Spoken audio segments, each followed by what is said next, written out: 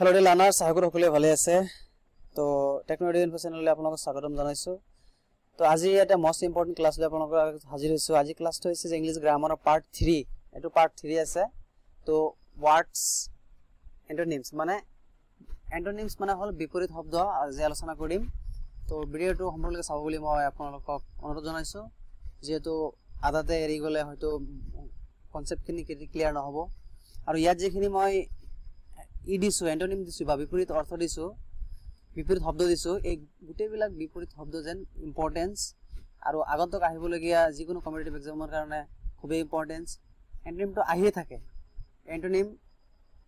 যিকোনো এক্সামত আহি থাকে কম্পিটিটিভ এক্সাম তো বলক আৰু গ্ৰামাৰখিনি আমাৰ খুবই প্ৰয়োজন জানাৰ দৰকাৰ তো যিসকল নতুন সাবস্ক্ৰাইব কৰা নাই চেনেলটো সাবস্ক্ৰাইব কৰি লব কাইন্ডলি আৰু কিবা কিবি কন্টেন্ট আপোনালোক লাগি থাকিলে মোক WhatsApp কৰিব বা কমেন্ট কৰি জনাব মই আপোনালোকক ক্লাস দিবলৈ চেষ্টা কৰিম আৰু যিখিনি কন্টেন্ট মই আপডেট দিছো অলৰেডি এটা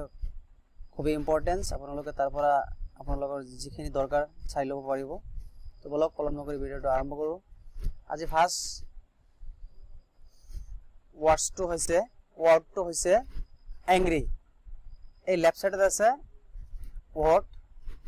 এটো হৈছে ওয়াৰ্ড এটো হৈছে এন্টোনিম মনত ৰাখিব তো এই ওয়াৰ্ড মানে হল এংগ্ৰি যেটো আছে এংগ্ৰি মানে হল খঙাল আমি হয়তো সচৰাচৰ সকলোৱে গম পাও যে এংগ্ৰি মানে হল খঙাল এটা খঙালৰ যেটো নাকি বিপৰীত কি হ'ব খঙালৰ বিপৰীতটো হ'ব প্ৰসন্ন হ'ব এই প্ৰসন্ন যেটো এংগ্ৰি আছে এংগ্ৰিটো কি হ'ব প্লিজ হ'ব মনত ৰাখিব এংগ্ৰিটো প্লিজ হ'ব ৰাইট নেক্সট আছে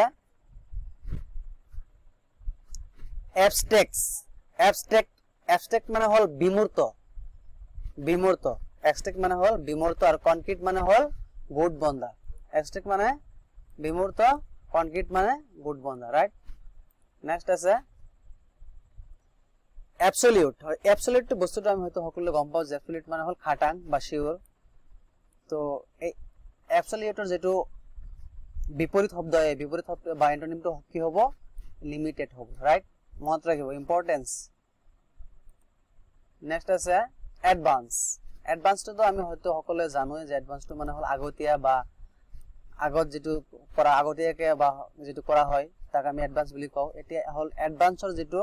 বিপৰীত শব্দ এটো কি হ'ব ৰিট্ৰেট এডভান্সৰ কি হ'ব ৰিট্ৰেটটো হৈছে পশ্চাৎপসৰণ ৰাইট নেক্সট আছে এট্ৰাক্ট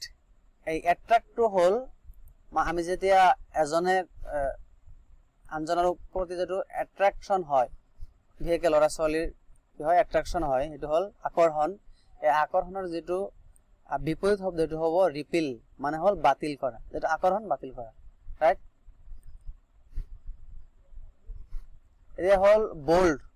বোল্ড মানে হল সাহসী বোল্ড মানে কি সাহসী ৰাইট বোল্ড মানে সাহসী টিমিড মানে কি বয়াটো right next আছে busy এই busy তো আমি হয়তো সকলোৱে গম পাও যে busy মানে হল ব্যস্ত জীবন ব্যস্ত দিন ব্যস্ত ৰাতি উঠে দিনটো ব্যস্ত এই ব্যস্ত busy এই busy তো আমি গম পাও কিন্তু এই busy তোৰ যেটো বিপৰীত হেতু কি হ'ব আইডল মানে এনি থকা busy থকা বা এনি থকা ৰাইট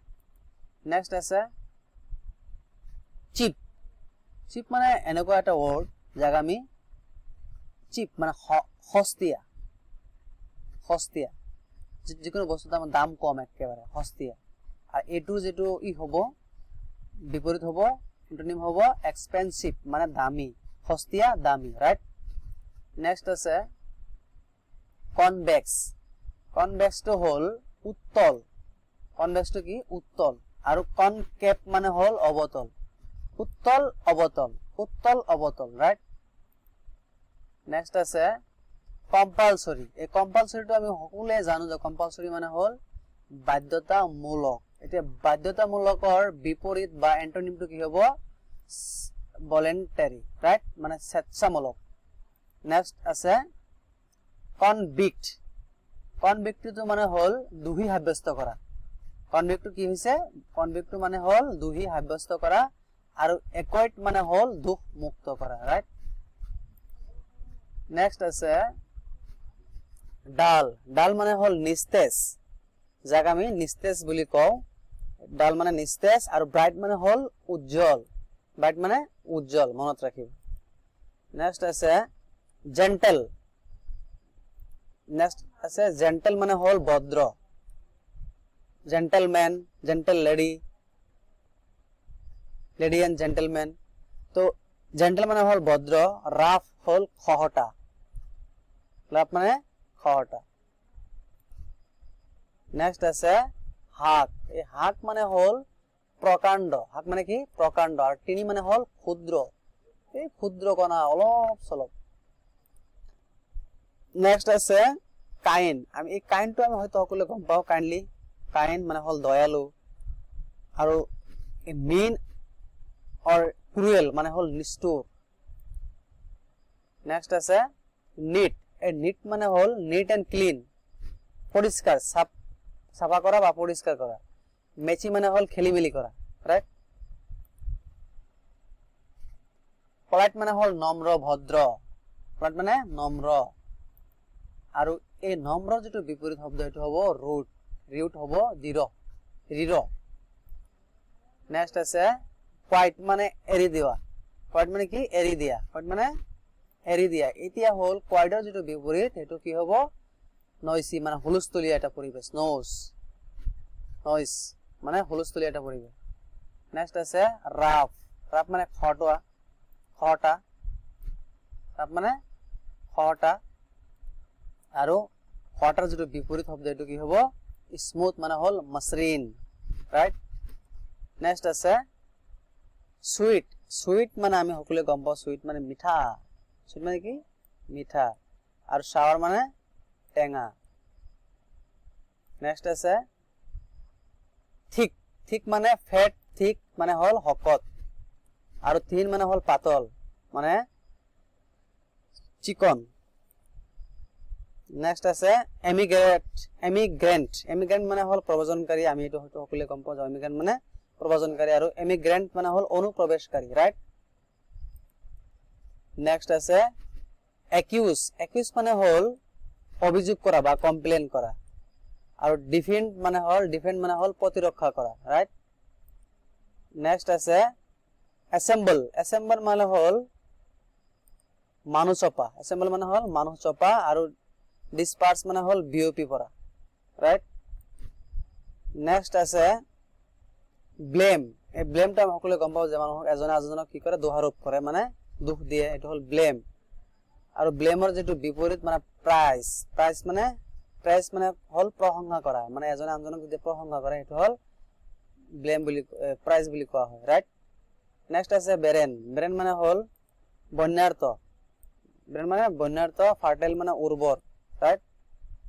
next আছে broad মানে হল প্ৰহস্ত broad মানে কি প্ৰহস্ত আৰু narrow মানে হল ঠেক next আছে cheerful মানে হল হাঁহিমুখিয়া cheerful মানে কি হাঁহিমুখিয়া আৰু gloomy মানে মন মৰা মানে বেজাৰ মন next আছে ক্যাপচাৰ মানে হল যেতিয়া আমি ফটো তুলো এজনে আনজনক কি কৰে বন্দী কৰা হয় মানে এনে খৰালত বন্দী কৰা নহয় ডাইৰেক্ট মানে ফটোত বন্দী কৰিলে মানে ক্যাপচাৰ ৰিলিজ মানে হল মুক্তি দিয়া ৰাইট নেক্সট আছে